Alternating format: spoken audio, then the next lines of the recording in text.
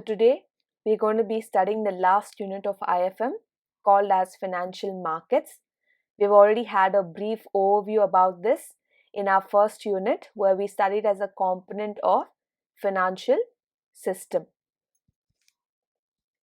So the contents of this chapter are, we're going to study in detail about money market, right? The meaning, functions and the instruments used.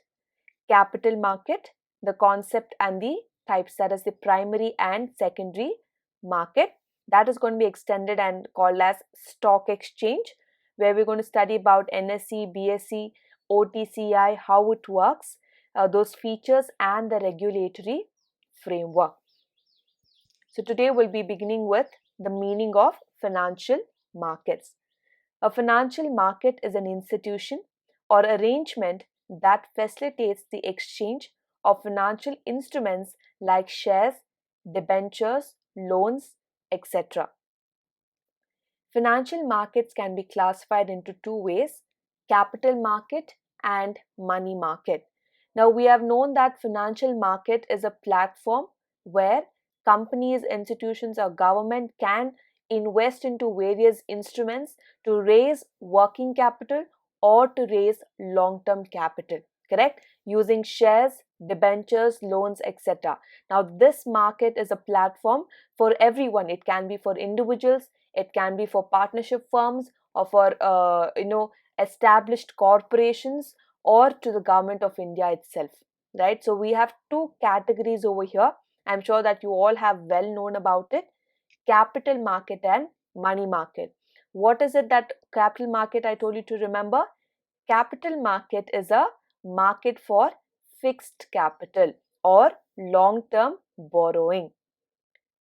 On the other side, what is money market? It is a market for short-term capital or working capital, correct?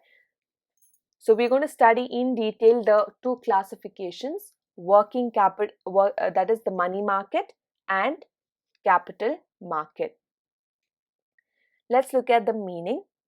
The money market has a component of the financial market for buying and selling of securities of short-term maturities of 1 year or less, such as treasury bills and commercial papers. As I told, money market is a platform where you can raise your working capital or short-term capital requirement. And what is the time period for money market? It is less than 1 year.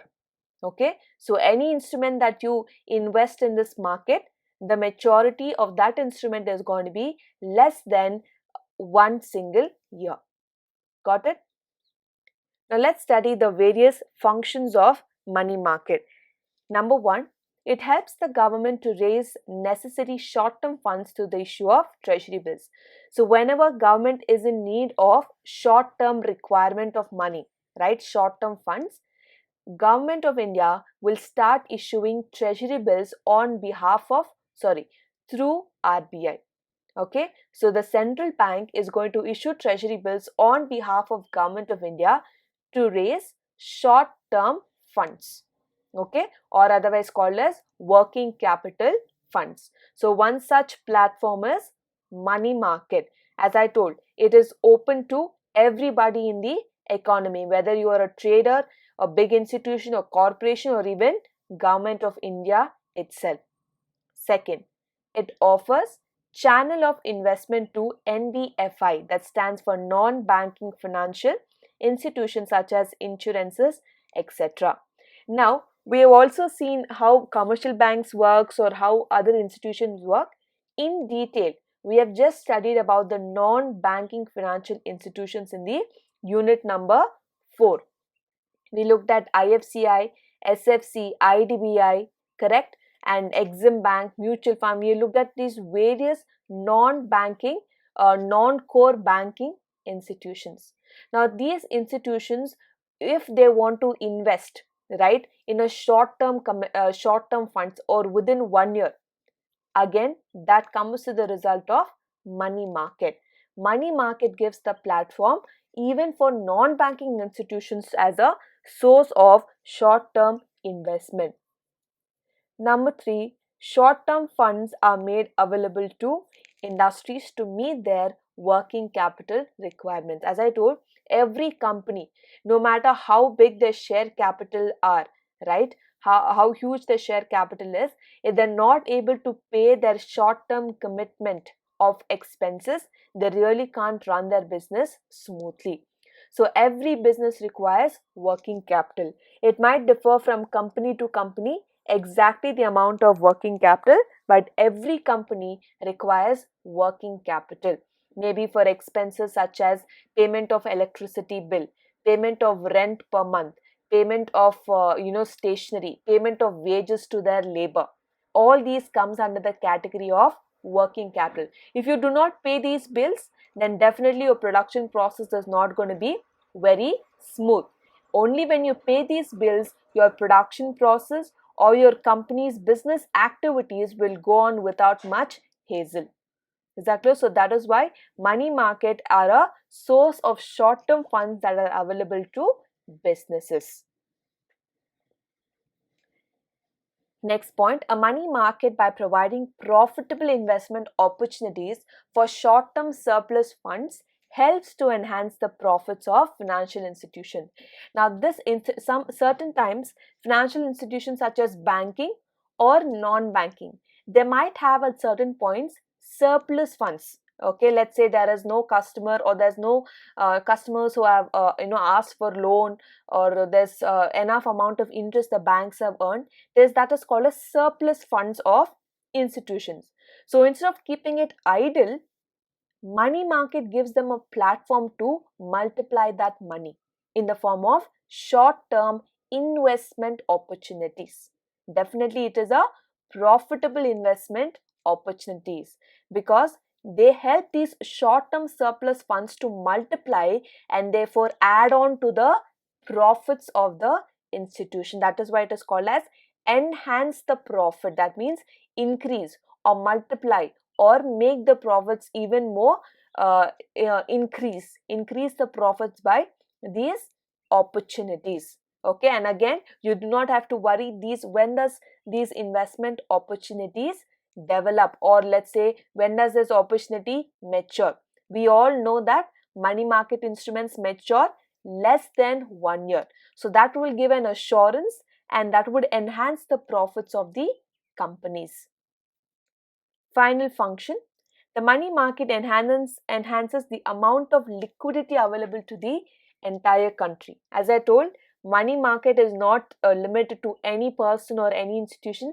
It is open to everybody who is willing to trade or who's willing to have a short-term investment opportunity.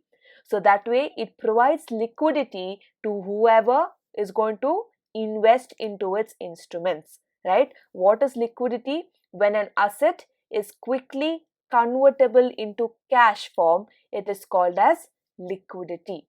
An asset easily convertible into cash. We also have looked at, if you remember, in the second unit of commercial banks in IFM, we looked at the investment norms of the bank, the profitability norms, the liquidity norms, right? There in detail we have discussed about profitability, liquidity, investment opportunities over there, right? So that is why it says money market enhances the amount of liquidity. So it is not that you invest in money market and the money is stuck for years together over there. No, there is always the option of liquidity available. So easily you can convert the investment into liquid cash. Is that clear? So these are the various 5 different functions of money market. Next, we're going to be studying instruments in money market. So all these instruments I've already discussed with you during the first chapter, right, as a component of financial system. I'll just rush through again the instruments. Number 1 is commercial bill. We know that it arises out of credit sales. That is, the seller is going to draw the bill on the buyer. That means you're going to purchase the good, but you promise to pay later. That's when the seller draws a bill upon the buyer in the form of bill of exchange, or it is otherwise called as commercial bill.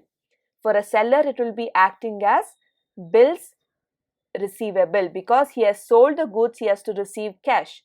For a buyer, it will act as bills payable because he has received the good, he has to pay for the price of the goods. Now, these bills can be dated to 30 days, 60 days maturity, or 9, that is a month, 2 months, or 3 months days of maturity. And we all know commercial bills only and only arise out of credit sales. Second is the treasury bills. As we know that central bank purchases or issues the treasury bills on behalf of government of India. It issues in 3 different time periods, to say 91 days, 182 days, and 364 days. These are the various time limits or time periods that is available, treasury bills available for the people to purchase. Now, these are zero coupon securities and pay no interest. Now, you say we can invest in these bills, but the bill does not pay us any interest. Is it worth our investment? Oh yes, it is worth our investment. But the logic goes like this, that these bills are issued on discount and redeemed at par. I repeat, treasury bills are issued at discount and they are redeemed at par. For an example, let's say you have issued or the treasury bills face value is rupees 1000. So you go purchase the treasury bills. The face value of the treasury bills is rupees 1000. Now you do not pay entire 1000 rupees to purchase that. Let's say you only pay 900 rupees to purchase that. What is the face value? 1000 rupees. How much are you paying to get the treasury bill? Only 900 rupees. Let's say it is a period of 182 days. So after 182 days, when you're going back and submitting the treasury bill, how much will you get back the money? How much money will you get back? Complete 1000 rupees. So isn't that again a profit, right? So you're paying 900 and you're getting back 1000 rupees. You got my point? So that is the difference. Though 1000 minus 900, the 100 rupees is the profit for you as an investor of treasury bills. Is that clear? So that is why I told it is issued at discount, but when you're going to redeem it, you're going to redeem it at the face value of the bill. Number 3, commercial paper. It is a low-cost alternative to bank loans. It is issued by the corporate. So who issues the commercial papers? Commercial papers are issued by corporates or companies at a discounted value on face value. They're usually issued with a fixed maturity between 1 day to 270 days. Now this applies with the same as treasury bills. As I told, it is issued at discount and redeemed at par. So commercial paper is another source of working capital for corporations or companies. That is why they say it is a low cost alternative for bank loan. Why? Because they don't have to worry about paying interest, etc. If they keep a face value of rupees 1000 of commercial paper, people can purchase it at rupees 900 and redeem it at 1000 rupees. Got it? So the same applies to commercial paper. Number 4, certificate of deposit. So it is commonly called as CD. It is a product offered by banks. So commercial paper is issued by corporate. Certificate of deposit is issued by bank. Now remember, do not get confused here. Commercial paper, certificate, deposit and other instruments. Certificate of deposit. Deposit, always this word deposit comes only in bank. Correct? You deposit money, you withdraw money, correct? So remember, certificate of deposit is always issued by commercial banks that provides interest rate premium in exchange of customer agreeing to leave a lump sum deposit locked for a predetermined period of time. Now let's say I have 20 lakhs rupees of surplus, okay, amount with me. This 20 lakhs I will deposit in the form of certificate of deposit, and the bank offers me a premium interest rate, a higher interest rate. Now this interest rate will vary depending upon how much lump sum amount are you depositing there, right? Higher the amount you deposit, higher will be the interest rate. Lower the deposit amount, lower will be your interest rate. Got it? So the fourth instrument in money market is certificate of deposit. Number 5, repo, and 6 is reverse repo. We have already discussed this. Repo is the rate at which commercial banks borrow from RBI, and reverse repo is when RBI borrows from commercial bank. I repeat, repo is where commercial banks borrow from central bank. Reverse repo is where central bank borrows from commercial bank. The objective is the same. It's to control inflation or to control the increasing money supply in the economy. So when I take the money, central bank takes the money from commercial bank. So commercial banks will be left with lesser capital to deal or to provide to the customers. Okay. So when there's less money supply in the economy, it is easy for the central bank to control the supply of money in the market. Is that clear? So the decision of reverse repo is to make sure it is one of the credit control or cash control measures taken up by the Central Bank of India. The last instrument, call money. It is mainly used by banks to meet the temporary requirement of cash. They borrow and lend money from each other normally on daily basis. That means Canara Bank will borrow from SBI, Syndicate Bank will borrow from Vijaya Bank, etc. So these are the transactions. So when interbank market it is called as interbank market, or it is called as call money, where banks borrow from another bank for, let's say, only for a day or 2 days. Okay, so the rate of interest paid on this call money concept is called as call rate. The rate of interest paid on call money loan is called as call rate. So call money is when you lend the money. As a bank, you're lending money to another bank for a period of 1 day, just one single day. Second, notice money is when you are lending the money for a period exceeding 1 day. That means you are exceeding 1 day. That means you are issuing the money or lending the money for 2 full days. Last, term money. It means that you're lending the money for more than 15 days in the interbank market. Is that clear? So that's the concept about call money. It's only about banks exchanging funds with each other. Okay, for a day, for 2 days, or exceeding 15 days.